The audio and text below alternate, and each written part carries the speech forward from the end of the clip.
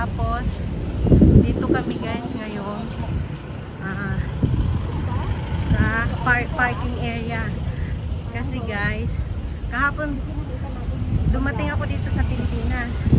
Ngayon, bumalik kami dito dahil may nawala nga sa akin na bag sa China. So, kailangan mag-report ako dito sa China Southern Airlines office para maklaim ko yung nawala sa akin na bag, guys.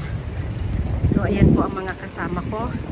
Yung dalawang dalagita at yung friend nila from Dubai. So, ayan guys, sobrang init. Ngayon pupunta kami guys ng Terminal 3 sa airport kasi nagkamali kami, naging Terminal 1 kami. So, ngayon kaya balik kami guys. So, ano to eh? Pearl white. Pearl white mo? Oo. Parang green na may pagkabuti. Nagbo-blue siya. Ang driver namin guys, yung aking anak na panganay. Ayan, aking anak na pangalawa. Yan naman ang friend ng anak kong panganay, siya ang may-ari ng kotse. Baka akalain nyo, mayaman ako dito sa Pinas ha. Naghihiram lang po kami dito ng sasakyan.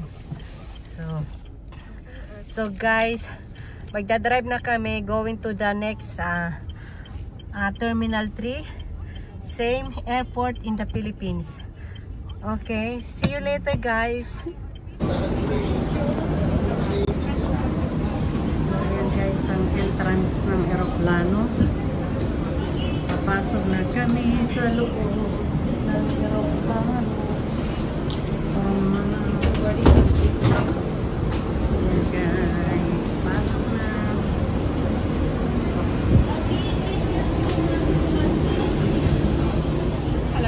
Hello. The second one at the right. Okay. So go ahead at the right.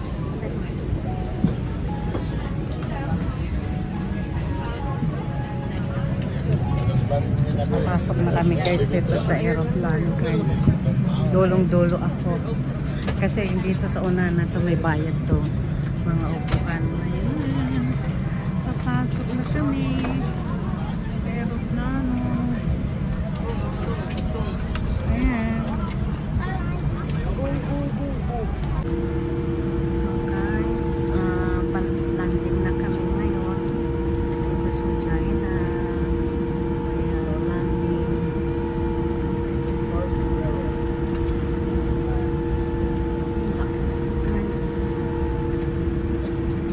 nandito na kami sa China guys. Landing na.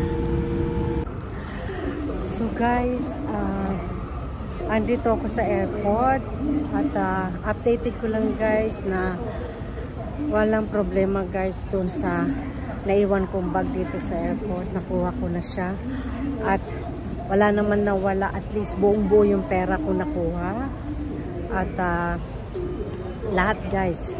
Ayun, nagantay lang ako doon sa lost and found ng mga 20 o 30 minutes. 20 to 30 minutes nagantay lang ako doon para tawagin yung magbubukas ng kanilang treasure sa loob. Kaya ayan na. So wala naman palang problema pagka nakaiwan kayo ng gamit dito sa China at hindi naman siya mawawala. Basta kayo na lang basta personal na kayo ang mag-pick up guys. Walang nawawala dun sa mga bagahe. Yun. So okay naman, walang problema. So guys, thanks God at nakuha ko yung pera ko. Ang buong buo na bonggang-bongga na walang problema. Thank you guys. So ayan lang. So ngayon mag-antay pa ako ng mga 20 minutes, na mga 4 hours flying to Manila. Para lang ako na masyal dito sa airport ng China. Kasi guys, alam mo, ang hirap kasi naiwanan ko kasi guys, noong December 15, nung lumipad ako dito sa, umuwi ako ng December 15 guys. Tapos, stopover ko dito sa China Guangzhou Airport. ang iksi lang guys nung interval ng connecting flights ko. Kaya yung bag ko naiwan ko sa scanner area. Tapos, ayan, mabuti naman at nakuha ko balik dahil hindi kaagad ako guys nakabalik dahil nag-apply pa ako ng visa. So ngayon okay na guys. Thank Lord. Thanks Lord. At iniling nyo po ang aking panalangin na sana walang nawala doon sa mga baggage ko. At walang nawala sa pera ko guys. Thanks Lord. Alos mabaliw-baliw ako guys. So naiwanan ko yung bag ko na nandun lahat, pera, mga ID ko. Naiwan ko lahat doon sa isang bag ko. Buti na lang hawak ko yung passport ko. Kaya ayan guys. Thanks God. At okay na guys. So ngayon mag-boarding na ba? Ayan guys, so pauwi na ako ng Pilipinas. At pag kayo guys may naiwan na airport, pag kayo guys may naiwan na baggage sa airport, ano ang gagawin nyo guys? I-announce nyo, sabihin nyo kaagad doon sa kung wala na kayong chance na makuha yun dahil late na ang inyong boarding. So ang gawin nyo guys ay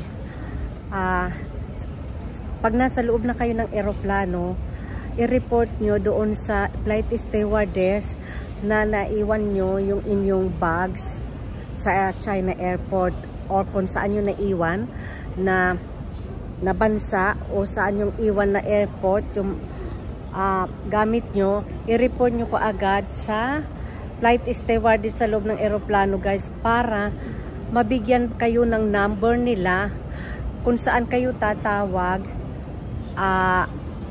ng lost and found. Kasi nung nawala yung bag ko guys, sinabi ko kaagad sa flight stewardess sa loob ng eroplano na nawala yung bag ko. Baka naman pwede paki-announce dito sa loob ng eroplano, baka na may nakapulot. Kasi hindi ako sure na naiwan ko sa scanner area yung bag ko. So ngayon binigyan ako guys ng telephone number kung saan ako tatawag dito sa China. Kaya pag may nawala sa inyong gamit or may naiwan kayong gamit saan man kayo mag-stop over, tapos wala na kayong chance guys na hanapin yun, tapos i-report nyo kaagad yung guys kasi para matulungan kayo ng flight stewardess. Kasi pag yung mga tao dito sa airport guys, lalo na dito sa China, hindi sila marunong mag-English kaya nahirapan akong maghanap kung saan yung exit ng scanner area dito, saan ako lalabas, saan ako papasok. Kaya ang ginawa ko guys, no choice ako, lumipad na lang ko ng Philippines.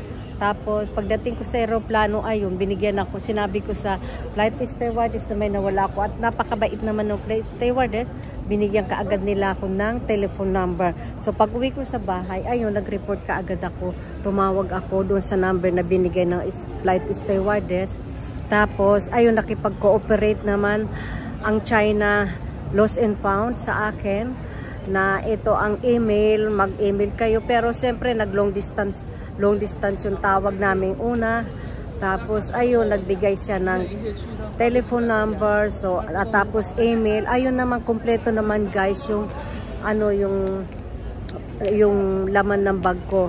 Tapos tinanong lang ako kung anong laman ng mga bag ko nung inireport ko sa email, kung anong laman ng bag ko. Inisa-isa ko guys kung anong laman ng bag ko kasi syempre gusto nila rin ma-prove kung ikaw talaga yung may-ari. Kaya tinanong nila kung ano ang laman ng bag ko guys. So nakita naman nila na lahat ng dineclare ko ay tama. Kaya ayun, tapos nag-email sila sa akin na ano, nakukunin ko na ngayon at binigyan ako ng code. So wala namang problema guys. Hiningi lang sa akin yung passport ko sa Lost and Found dito sa China. Kaya very happy ako kasi nabalik sa akin yung mga gamit ko guys. Ang importante din yung mga driving license ko, yung ano ko, yung pera. Diyos ko, imagine nung umuwi ako na nawala ko guys, lutang na lutang ang utak ko. So that's all guys. Thank you Lord. At na ibalik sa akin lahat ng gamit ko. Thank you very much, Lord. Ay, naku. Okay, guys. Thank you for watching. Bye.